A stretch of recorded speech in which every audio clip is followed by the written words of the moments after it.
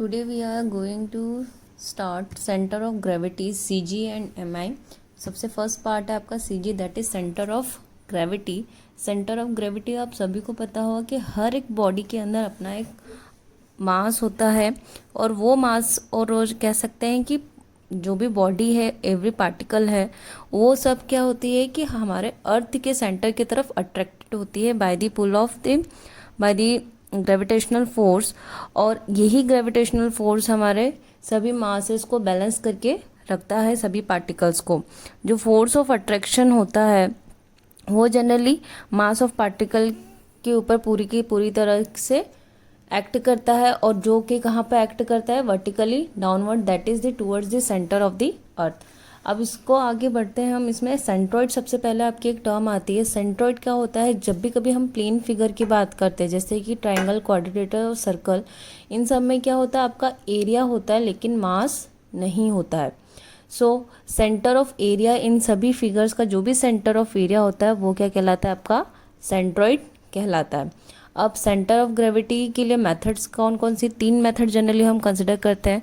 पहला तो geometrical consideration, दूसरा बाय मूवमेंट्स, और तीसरा होता है बाय ग्राफिकल मेथड्स. ओके, सबसे पहले ज्योमेट्रिकल कंसिडरेशन की अगर हम बात करते हैं, ऑब्वियसली बात है, हमने प्लेन फिगर्स के अभी पहले हमने यहाँ पे देखा, जितने भी प्लेन फिगर्स होंगे जिनमें सिर्फ एरिया होगा, मास नहीं होगा, तो उनका जो भी सेंटर ऑफ पॉइंट है वो क्या कहलाएगा, हमारा सेंटर ऑफ ग्रेविटी. तो वही हमारे क्या होता है, सभी ज्योमेट्रिकल फिगर में होता है. जैसे कि रेक्टेंगल है, तो रेक्टेंगल का जो सेंटर पॉइंट कहाँ होगा, जहाँ पे उसकी डायगोनल्स इंटरसेक्ट करेंगी, दैट इज ये हमारी डिस्टेंस L है, ये H है, तो H/2 और L/2 का जहाँ पे भी मीटिंग पॉइंट होगा वहाँ पे ये एक्ट करेगा. वैसे ही आपका जो ट्राइंगल पोर्शन है, उस ट्राइंगल पोर्शन के जहाँ पे भी आपके मीडियंस मिलते हैं, ठीक है, वहाँ पे उन मीडियन पॉइंट्स का ही वो क्या होता है, आपका सेंटर पॉइंट होता है फॉर दी ट्राइंगल. वैसे ही मैंने आपको नोट्स दिए, उनमें ये सभी हमारे ट्राइंगल पोर्शन के लिए, ट्रेपजियम के लिए, देन आपका सेमी सर्कल, एब्रियम, देन सर्कुलर सेक्टर और क्यूब, इन सभी के लिए आपका सेंटर ऑफ ग्रेविटी गिवन है कि कहाँ पे ये लाई करती. ओके, ये सारे फिगर्स आपको विद फॉर्मूला, ये सभी टर्म्स आपको याद रखनी है. कई बार न्यूमेरिकल्स में डायरेक्टली यूज आती. जो समझने वाली चीज़ है वो है आपकी centre of gravity bye moment.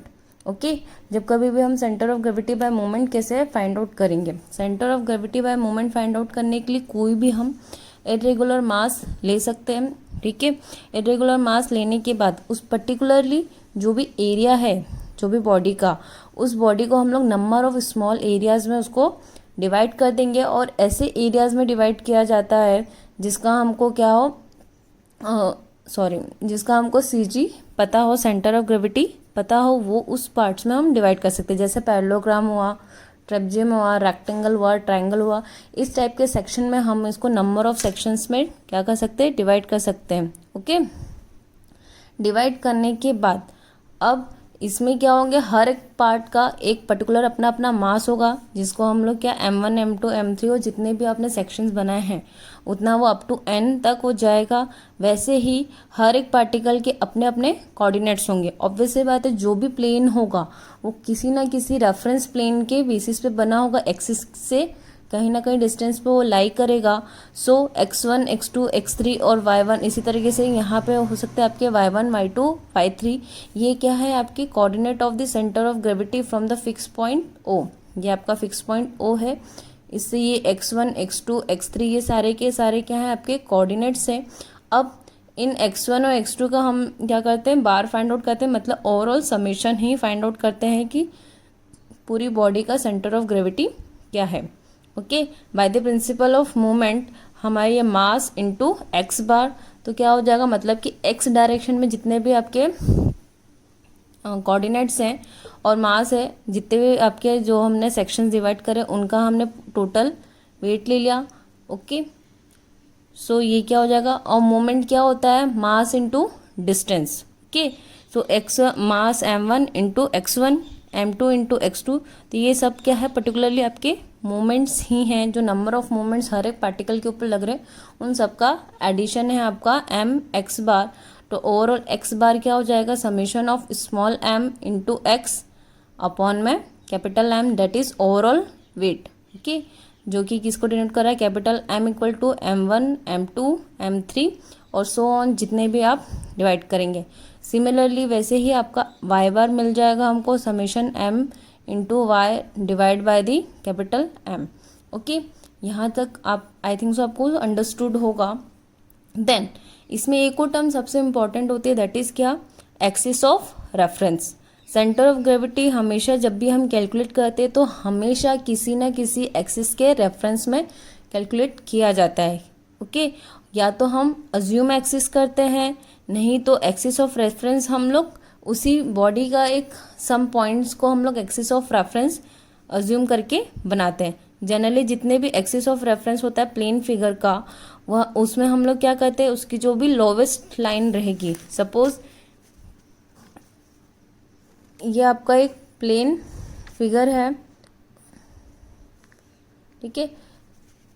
अब अगर ये सिमिलर टू वाई है, एक्सिस है, और ये एक्स एक्सिस है, ठीक है, ये वाई और ये एक्स, तो प्लेन फिगर में अगर वाई एक्सिस के अलॉन्ग लोगे तो जो बॉटम लाइन होती है, जनरली बॉटम लाइन वो क्या होती है, उसके लिए रेफरेंस एक्सिस होती है। और एक्स एक्सिस के अलॉन्ग अगर हम लेते हैं तो ये राइट साइड है और ये उसकी लेफ्ट साइड है, तो ये जो साइड होगी ये उसके लिए क्या होगी, एक्स डायरेक्शन के लिए रेफरेंस एक्सिस कहलाएगी, okay. Now centre of gravity of a plane figure, plane geometrical figure क्या हो सकते हैं आपके, रेक्टेंगल हो सकता है, ट्रेपजियम हो सकता है, ये सब के तो हमको पता है।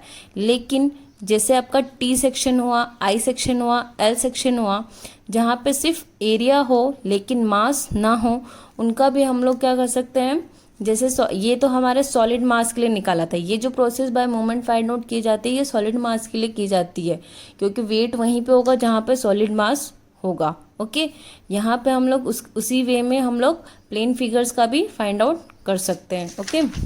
Now see this is a T section, this is a C section, और चैनल सेक्शन भी इसको कहा जाता है। This is I section. इस टाइप के आपकी प्लेन ज्योमेट्री होती है जिनका हम लोग क्या करते हैं, सीजी फाइंड आउट करते हैं, ओके। देन इधर भी हम लोग क्या करेंगे, एक्स बार और वाई बार फाइंड आउट करेंगे, coordinates of the centre of gravity with respect to some axis, जिसको फाइंड आउट करने के लिए एक्स बार आपका डायरेक्टली क्या होगा, a1 इंटू x1। a1 आपका मतलब जितना भी एरिया में आपने उस सेक्शन को डिवाइड किया है, तो पर्टिकुलरली दैट पार्ट का area a1 into x1, okay. Then a2 x2 a3 x3 overall divided by the sum of the total area. Similar way में आपका y बार भी हम लोग फाइंड आउट करेंगे उसी तरीके से, y1 a1 y1 plus a2 y2 plus a3 y3 plus so on divided by the whole area, okay.